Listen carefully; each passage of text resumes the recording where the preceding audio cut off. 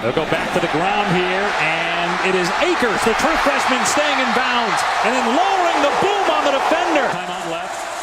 Rozier going to take a shot, and it is caught into the end zone. Touchdown, Miami!